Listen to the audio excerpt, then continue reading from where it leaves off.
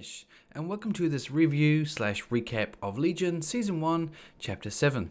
So before I begin, this will contain spoilers, so if you're not up to date, pause this and come back. So what a great episode. So we start off with a really creepy intro. We have the Eye chasing Carrie down a hallway, and she manages to hide, but the chase is on. So after the little intro sequence, we have a shot where we go into an eyeball.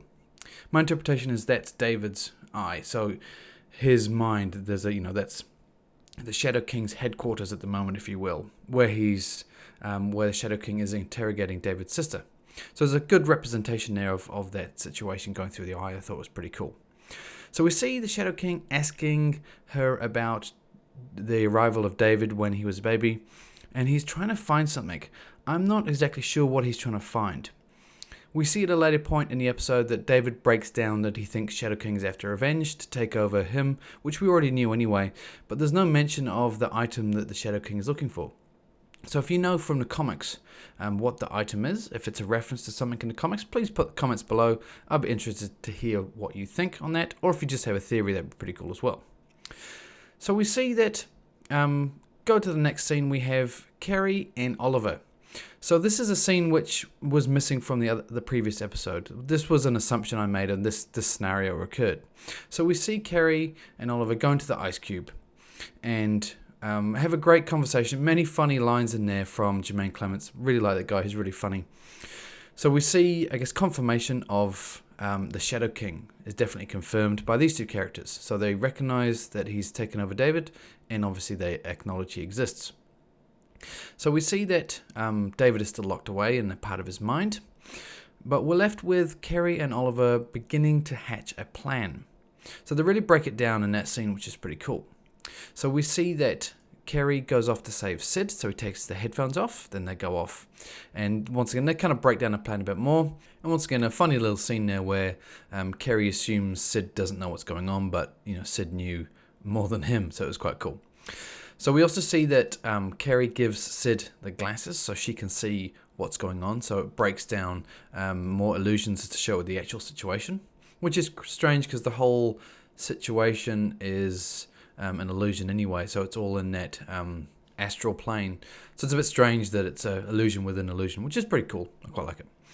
So yeah, we see that she has the glasses and she looks for Melanie but doesn't find her. But she ends up finding Rudy. Then we see another scene as well, which is Melanie Bird, Oliver Bird, and Carrie trying to resolve the situation of the bullet in really slow motion, almost stopped, heading towards Sid and David. So they try to really isolate it down. So at this point, Carrie's trying to put the isolation on top of David's head to help with the Shadow King, and they're trying to figure out the scene. Which, another interesting part in this scene is Melanie kind of takes off, which is a strange situation. I thought she would be more involved with trying to talk to Oliver, but she kind of walks off. Maybe she had a inkling something else was going on, and she finds that Rudy was stabbed, and she whispers in his ear. Now, we don't know what she says, but my thoughts on this whisper would be something along the lines of, it looks like you're going to die anyway. There's no medical help, and the only thing that we can get out of your death is if you help inside David's mind. I wonder if that was something along the lines that what she said to him. So then we see once again they can't really do anything in that scene.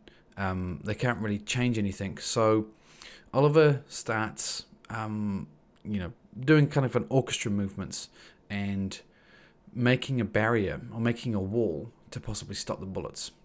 So that whole scene from here, it's pretty cool. But before I get to that point, before I talk about that scene, we see that David is stuck in the coffin, stuck in that isolation away from everyone. But he gets to the point where he breaks down enough that his rational mind comes out. His rational mind separates from him to calm him down. And it works quite well. And we have, once again, a really amazing scene of him trying to rationalize the whole situation of his whole life down on that chalkboard. Really cool little animations added in. I really like that. And it's always good to get an overview of a character like that. It was really nice to see that. And it was very accurate as to what I always assumed occurred, so which is pretty cool. Goes against a little bit of the comics, which people I've heard mentioned around the comics, but it was pretty cool. So we see that, yeah, David breaks out because he figures out the whole scenario. Shadow King has been with him, and he's not crazy, and he's really powerful, and he can fight him. So yeah, David breaks out. Then we have the combination of all the situations going on at the same time. So we have David fighting to get out of the kind of loops he keeps getting stuck in. So the Shadow King is putting up barriers to him. So he's going from room to the same room to the same room. Then we see Oliver Bird doing the kind of the orchestra music and building that wall. Then we see that the Shadow King sees what's going on and tries to stop Sid and Carrie in the hallway.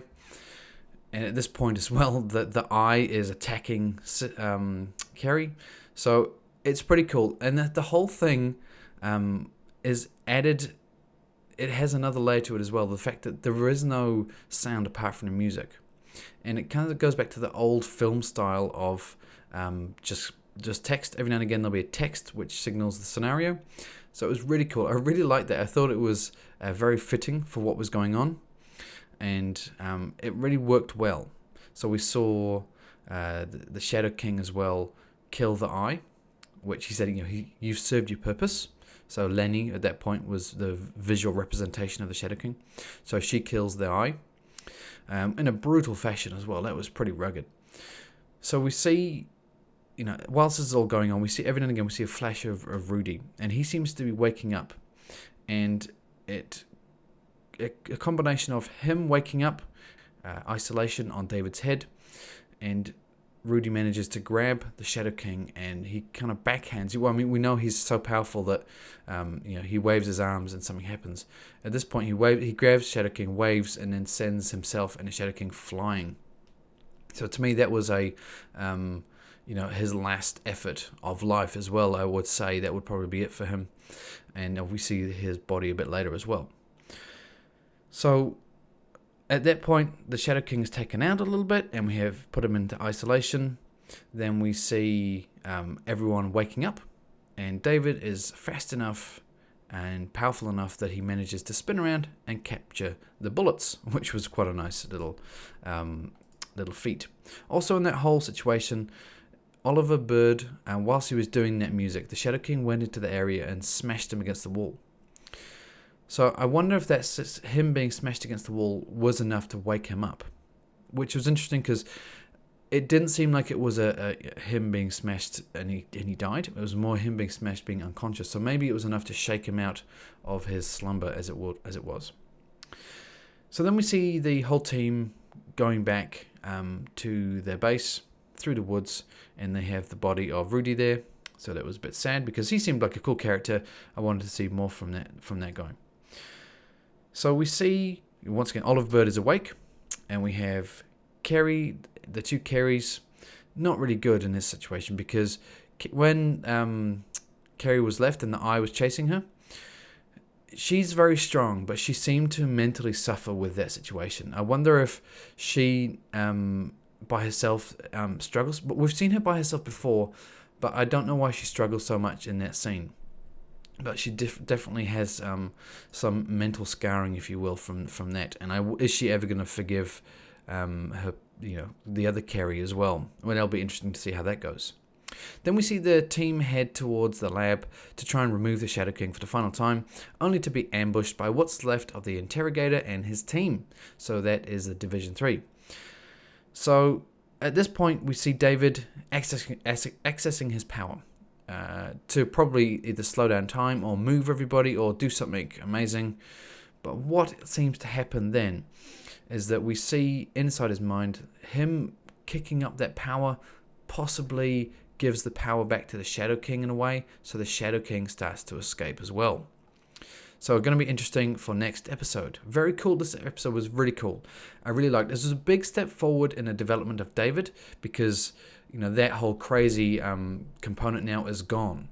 There's no question of reality anymore because of what has happened. So that is really cool. You get the confirmation of he isn't crazy. It was just possession by the Shadow King. A bit more information about the Shadow King. Confirmation that it is the Shadow King was very cool. So now he's identified the showdown can really begin between David and the Shadow King. So hopefully that's all going to happen in the next episode. So I'll say the finale will probably be a showdown of David and the Shadow King, and also hopefully getting everyone else away from Division 3 at the same time. So really looking forward to that. But this episode was really cool. I really like that the film scene where it went back to the kind of old school film style with no sound apart from music and the text popping up. That was really cool. But anyway, I'll leave this episode here because I think I've covered most aspects here. So as usual, leave your comments below. Really appreciate it. Thumbs up if you like this little review recap, and subscribe for future content around Legion and other things as well in the future. So until next time, this is Mesh, and I'll see you later.